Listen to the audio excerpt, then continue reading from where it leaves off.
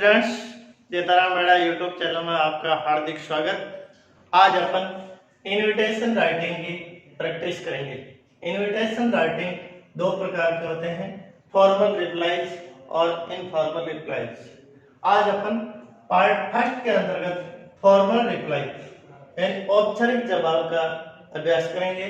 और औपचारिक जवाब के अंतर्गत दो प्रकार के जवाब दिए जाते हैं, एक तो एक्सेप्टेंस स्वीकृति और दूसरा रिफ्यूजल या डिक्लाइन यानी अस्वीकृति और इसमें होता है स्वीकृति। तो एक्सेप्टेंस और डिक्लाइन रिफ्यूजल जवाब लिखते समय आपको विशेष रूप से एक चीज का ध्यान रखना है कि formal reply must be written in third person pronoun, यानी इसमें आई वी और यू जो फर्स्ट और सेकेंड पर्सन है उनका प्रयोग नहीं करना है और आपको ही सी और दे का प्रयोग करना है। दूसरी ध्यान रखने की बात यह है कि formal reply must be written in card type. आपको इसे कार्ड टाइप में लिखना है, इसे लेटर टाइप में नहीं लिखना है। इस चीज का आपको विशेष ध्यान रखना है क्योंकि फॉर्मल रिप्लाई कार्ड टाइप में लिखे जाते हैं और इनफॉर्मल रिप्लाई लेटर टाइप में लिखे जाते हैं।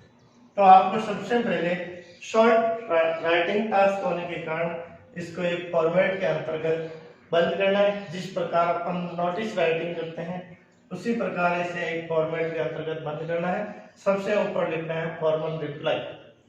फॉर्मल रिप्लाई लिखने के बाद नीचे के बीचों बीच आपको लिखना है कि अगर आप जवाब दे रहे हो, आपको किसी से इनविटेशन प्राप्त हुआ है तो जवाब देने वाले आप हो तो यह सबसे पहले आपका नाम लिखा जाएगा। उसके नीचे यह लिखना है thank a lot to, thank a lot to. और इसके नीचे आपको लिखना है आप जवाब किसको भेज रहे हो, यानी आपको इनविटेशन किससे प्राप्त हुआ है उसका नाम लिखना है क्योंकि जवाब आप उसी को भेज रहे हो जिससे आपको इनविटेशन प्राप्त हुआ। फिर ये लाइन हूबहू लिखनी है आपको, चाहे एक्सेप्टेंस है चाहे रिफ्यूजल है।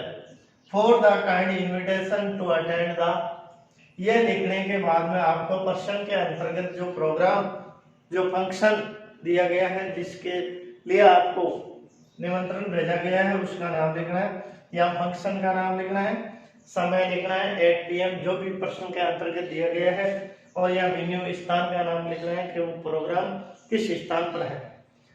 ये डिटेल आपको पर्सन के अंतर्गत दी हुई होगी।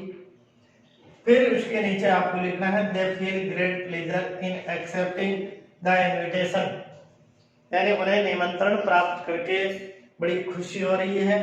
दे will surely join the function, वे निश्चित रूप से इस कार्यक्रम में भाग लेंगे। तो ये तो हो गया एक्सेप्टेंस का फॉर्मेट। और डिक्लाइन का फॉर्मेट हूबहू इसी प्रकार लिखना है।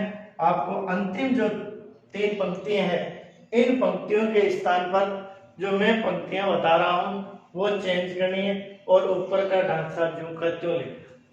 तो रिफ्यूजल के अंतर्गत आपको क्या लिखना है, यहां लिखना है but regret to inform that they are not attend to this function due to, या आपको एक कारण का नाम लिखना है जो कारण प्रश्न के अंतर्गत दिया गया है।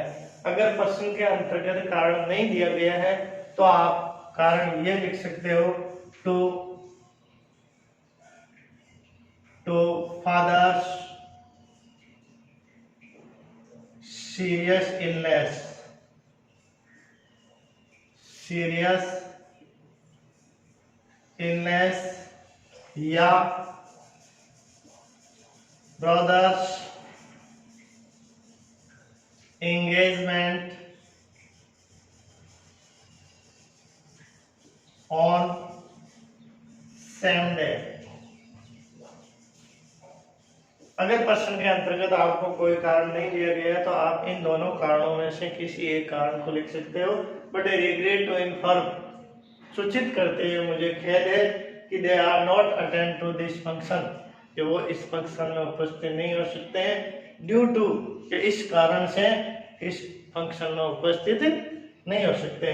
तो ये रिफ्यूजल में आपको इन पंक्तियों के स्थान पर ये पंक्तियां लिखनी है और कोई परिवर्तन नहीं करना है। इस प्रकार ये फॉर्मल रिप्लाई का एक्सेप्टिंग और डिक्लाइन का लिख अभ्यास करना। अब अपन एक क्वेश्चन लेकर फॉर्मल रिप्लाई का अभ्यास करते हैं कि you are Mr Khatri, you are Mr Khatri, Mrs and Mr Pareek have completed 25 years of their married life. On the occasion, they have invited you for a dinner party on 25 March 2021 at 8 p.m. at their residence. Write a formal reply accepting the narration. यानी इसमें mister and Mrs Pareek है, वो अपनी silver jubilee यानी अपनी विवाहित उम्र के या विवाहित वर्ष के 25 वर्ष पूर्ण हो चुके हैं और उसके उपलक्ष्य में अपने दोस्त को एक इनविटेशन भेजा है और दोस्त ने वापस मिस्टर खत्री ने एक रिप्लाई, फॉर्मल रिप्लाई एक्सेप्टिंग का भेजा है। तो आपको किस प्रकार लिखना है, ये शॉर्ट कंपोजिशन है, इसको एक ब्रैकेट में बंद करना है और फॉर्मल रिप्लाई सबसे ऊपर लिखना है, फॉर्मल रिप्लाई। फिर यहाँ आपको लिखना है मिस्टर खत्री, आपका address, Mr Khatri thank a lot to, ये आपको फॉर्मेट में बताया था।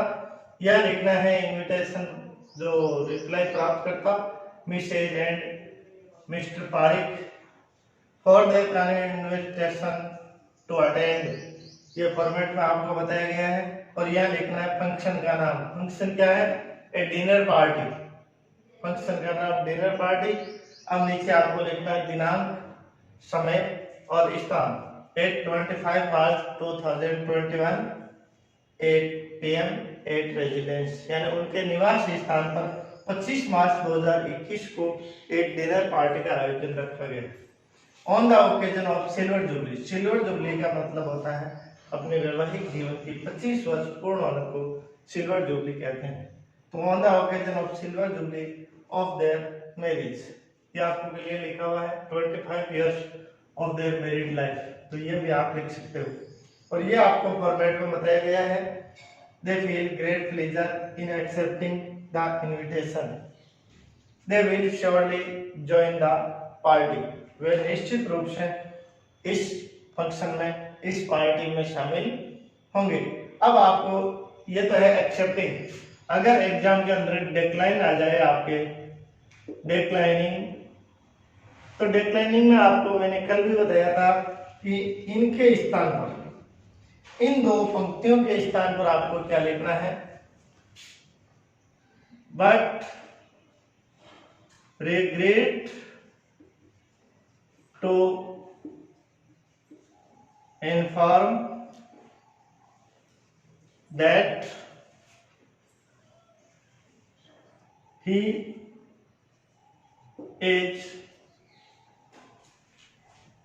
is unable to attend this function due to serious illness of his mother। यह आपको इस डिक्लेनिंग का अगर प्रश्न आ जाता है तो दे feel great pleasure in accepting the invitation, they will surely join the party, इनके स्थान पर आपको ये नहीं लिखकर ये दो पंक्तियां लिखनी है, but regret to inform that he is unable to attend this function, यानी वे उसे ये सूचित करते हुए खेद है कि वो इस फंक्शन पर आने में अनेबल, असमर्थ है, ड्यू टू, इस कारण से कि serious illness of his mother, उसकी माँ की गंभीर बीमारी के कारण या गंभीरता के कारण वो इस फंक्शन में उपस्थित नहीं हो सकते, तो इस प्रकार आपको ये फॉर्मल रिप्लाई, एक्सेप्टिंग और डिक्लाइन, और आपको कुछ भी चेंज नहीं करना है। ये अंतिम दो पंक्तियां हैं, इनके स्थान पर ये पंक्तियां लिखनी है। एक्सेप्टिंग आ जाए तो ये लिखना है, और एक्सेप्टिंग नहीं आए तो ये लिखना है। इस चीज को आपको विशेष रूप से ध्यान रखना है, और थर्ड पर्सन का प्रयोग करना है। आपको फर्स्ट पर्सन और सेकंड पर्सन का फॉर्मल रिप्लाई में विशेष ध्यान रखना है, ताकि थर्ड पर्सन का प्रयोग करके हम परीक्षा के अंदर अच्छे अंक प्राप्त कर सकते हैं।